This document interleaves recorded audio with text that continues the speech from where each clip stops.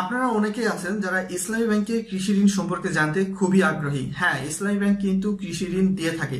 ইসলামী ব্যাংকে কৃষি ঋণ দেওয়ার কিন্তু বেশ কয়েকটা প্যাকেজ রয়েছে।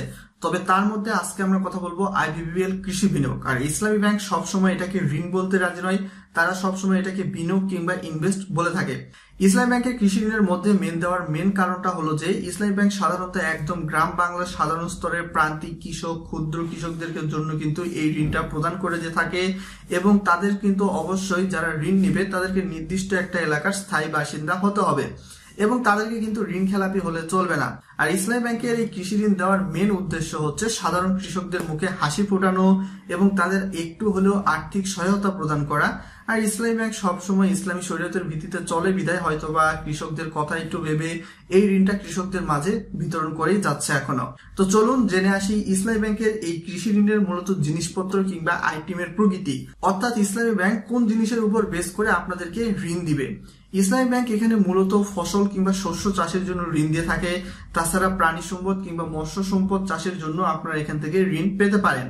কেননা আপনি যখন ঋণ নিতে যাবেন তখন কিন্তু আপনাকে ইসলামী ব্যাংকে যে বললে হবে না যে আমি কৃষি ঋণ নিব। তো কৃষি ঋণের মধ্যে বিভিন্ন ভাগ রয়েছে, তো সেই ভাগগুলোর কথাই কিন্তু আমি আপনাদেরকে বলে দিলাম। তো আপনাদের এই বিষয়ে কি মতামত তা অবশ্যই এই ভিডিওর কমেন্ট বক্সে কমেন্ট করে লিখে জানিয়ে দিবেন। এছাড়াও এখানে মূলত ইসলামী ব্যাংকের যে বিনিয়োগ পদ্ধতিটা আছে তার মধ্যে বলা চলে এভারেজ 5 থেকে 6টা বিনিয়োগ পদ্ধতি আছে। সব কয়টা বিনিয়োগ পদ্ধতির নামই আপনাদের সামনে বলে দিচ্ছি, তবে এইগুলোর মধ্যে কোন বিনিয়োগ পদ্ধতি সবচেয়ে লাভজনক এবং জনপ্রিয় সেটা বলে দিব।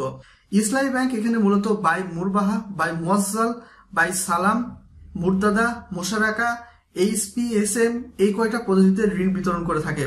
তবে তার মধ্যে সবচেয়ে বেশি জনপ্রিয় পদ্ধতি হচ্ছে বাই মুয়াজ্জাল।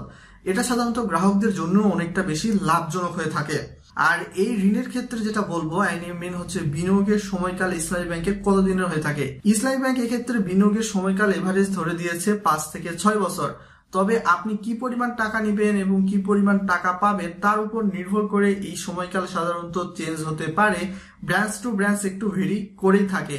আর ঋণ নেওয়ার ক্ষেত্রে আপনার বয়স এভারেজ হলেও আপনার 18, 22 কিংবা 50-এর মধ্যে থাকতে হবে। আপনি যাতে ঋণ পরিশোধ করতে পারেন এমন একটা অবস্থার মধ্যে থাকতে হবে আপনার বয়সটাকে। আর এক্ষেত্রে ঋণ বিতরণ করা হয় এভারেজ কোন জিনিসের উপর বেস করে। এখন চলে আসা যাক প্রত্যাবর্তন অবস্থা। আমি কিন্তু আপনাদের আগেই বলে দিয়েছি যে ইসলামী ব্যাংক ইসলামী শরীয়তের ভিত্তিতে চলে বিধায় এখানে কিন্তু সুদ কিংবা ইন্টারেস্টের কোনো প্রকার কারবার নেই। তবে আপনি কি পরিমাণ লাভ করতেছেন সে লাভের কিছু পরিমাণ একটা অংশ কিন্তু ইসলামী ব্যাংক আপনাদের কাছ থেকে নিয়ে যাবে। তো এখানে মূলত শস্য চাষের জন্য যে ঋণটা যদি আপনি নেন সেক্ষেত্রে এখানে আপনাদেরকে মুনাফার পরিমাণ দিতে হবে ইসলামী ব্যাংকে 12.50%। আর অন্যান্যদের জন্য যেটা আছে অন্যান্য ফসল চাষের জন্য কিংবা আপনি যদি হচ্ছে প্রাণী সম্পদ কিংবা মৎস্য চাষের জন্য ঋণ নেন সেক্ষেত্রে আপনাকে 13% হারে তাদেরকে ইন্টারেস্টটা পরিশোধ করতে হবে। এটা মূলত ইসলামী ব্যাংকের পলিসি। এছাড়াও তার সাথে সাথে চলে আসে ব্যাংকের অংশগ্রহণ। ব্যাংক কোন কোন ব্যবসার উপর অংশগ্রহণ করবে কিংবা আপনার কোন বিষয় দেখে অংশগ্রহণ করবে সেটা মূলত ব্যাংকের একান্ত ব্যক্তিগত বিষয়। এই বিষয়ে আমাদের কিন্তু এক্সট্রা করে কিছু বলার নেই।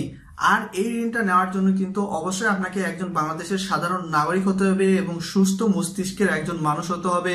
বয়স 18 থেকে 50-55-র মধ্যে হতে হবে। এটা একটু ব্রাঞ্চ টু ব্রাঞ্চ ভেরি করতে পারে। আর একটা মেন যে বিশেষ যোগ্যতা সেটা হলো যে আপনার কিছু পরিমাণ একটু হলেও জায়গা জমি থাকতে হবে।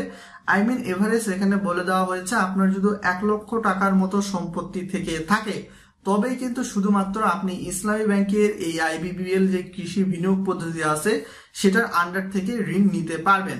তো যেটা সম্পূর্ণ নির্ভর করবে আপনার মাসিক ইনকাম কিংবা আপনার সম্পত্তির দামের উপর কিংবা আপনার কাছে কি পরিমাণ টাকা রয়েছে সেটার সম্পূর্ণ স্টেটমেন্টের উপর। আর একটা কথা আমি বলতে চাই, ইসলামী ব্যাংকের এই ঋণটি নিতে হলে আপনার এই সকল কাগজপত্র লাগবে যেগুলো আমি আপনাদের সামনে এখন দেখাই দিচ্ছি।